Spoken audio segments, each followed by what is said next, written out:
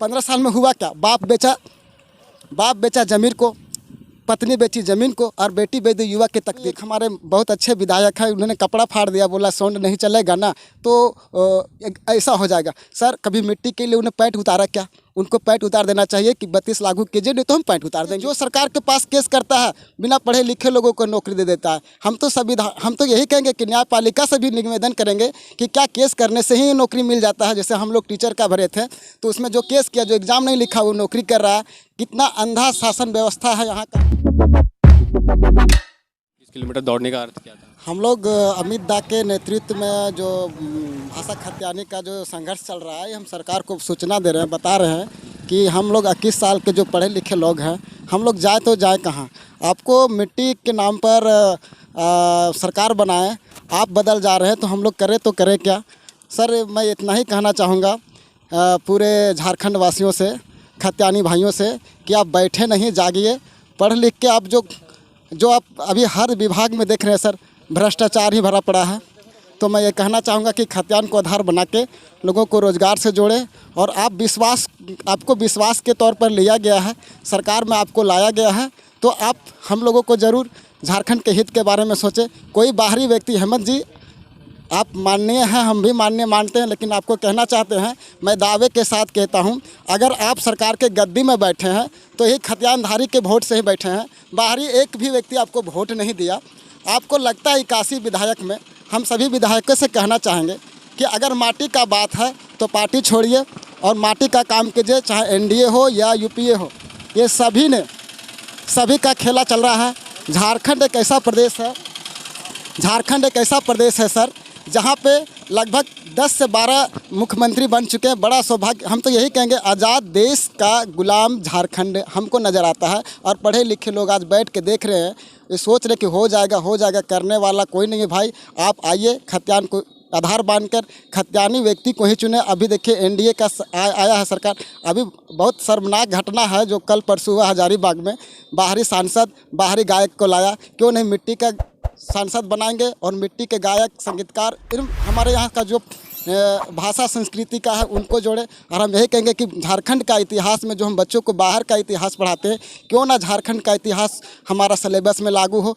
अभी कहीं पता चल रहा है कि ये भी सरकार, अभी हम तो यही कहेंगे, जो सरकार के पास केस करता है बिना पढ़े लिखे लोगों को नौकरी दे देता है। हम तो यही कहेंगे कि न्यायपालिका से भी निवेदन करेंगे कि क्या केस करने से ही नौकरी मिल जाता है? जैसे हम लोग टीचर का भरे थे तो उसमें जो केस किया, जो एग्ज़ाम नहीं लिखा वो नौकरी कर रहा है। कितना अंधा शासन व्यवस्था है यहाँ का। हमको कभी तो हम लोगों को घुटन आता। फिर हम तो यही कहेंगे सभी गार्जियन से, या तो आप बाल बच्चों को पढ़ाना छोड़ दीजिए, 40% जो आप खर्चा कर रहे हैं पढ़ाई में वो तो बंद कर दीजिए, ऐसे अमीर हो जाएगा।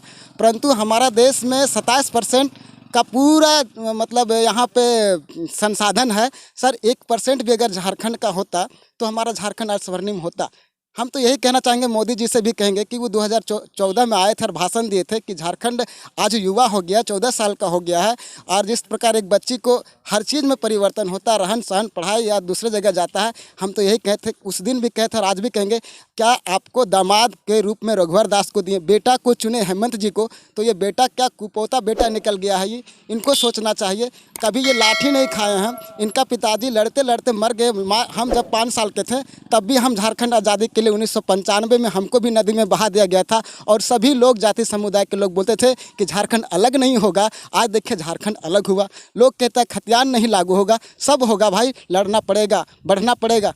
तो हम लोग हम तो यही कहेंगे, माटिकरा में भी बोले थे और आज भी बोल रहे हैं, कपड़ा का लफड़ा छोड़िए, मिट्टी और पेट का बात कीजिए। अभी बहुत सारा चुनाव आना, अभी जैसा आप बात कर रहे थे कि अभी एक हमारे बहुत अच्छे विधायक हैं, उन्होंने कपड़ा फाड़ दिया, बोला साउंड नहीं चलेगा ना तो ऐसा हो जाएगा। सर कभी मिट्टी के लिए उन्हें पैंट उतारा क्या? उनको पैंट उतार देना चाहिए कि 32 लागू कीजिए, नहीं तो हम पैंट उतार देंगे। तो मेरा कहने का मतलब यही हुआ कि अभी यहाँ के बारे में हम सर 2004 से एनटीपीसी के विरुद्ध में, छोटा थे, मेरा बेटा भी साथ में है, हम छोटा से देख रहे हैं सर। लोग यहाँ बड़े बड़े नेता आए हैं, कुछ नहीं हुआ, सबको कमीशन बनता है। आपका एनडीए का सरकार बना, 6 विधायक आए यहाँ पे, छः विधायक आए सर यहाँ पे। 2 अक्टूबर का प्रोग्राम था यहाँ डाड़ी कला के पास, और उन्होंने हमको लगा कि ये कमीशन का बात है, कमीशन लिया चल दिया। तो बड़े बड़े सुबोध कांत शाह जी आए, बाबूलाल मरांडी जी आए, बहुत सारे नेता आए। कुछ नहीं होने वाला है भाइयों। हम यही कहना चाहेंगे, मिट्टी का लड़ाई में जिनका साथ हो, इसमें जातीयता ना ले, धर्मता ना ले। हमारा मिट्टी है, मिट्टी में जो भी फसल लगाएंगे उपज होगा। फसल को हम ना देखें, मिट्टी को देखें, और मिट्टी का अस्तित्व बचाने के लिए हमें मिट्टी की लड़ाई लड़ना है।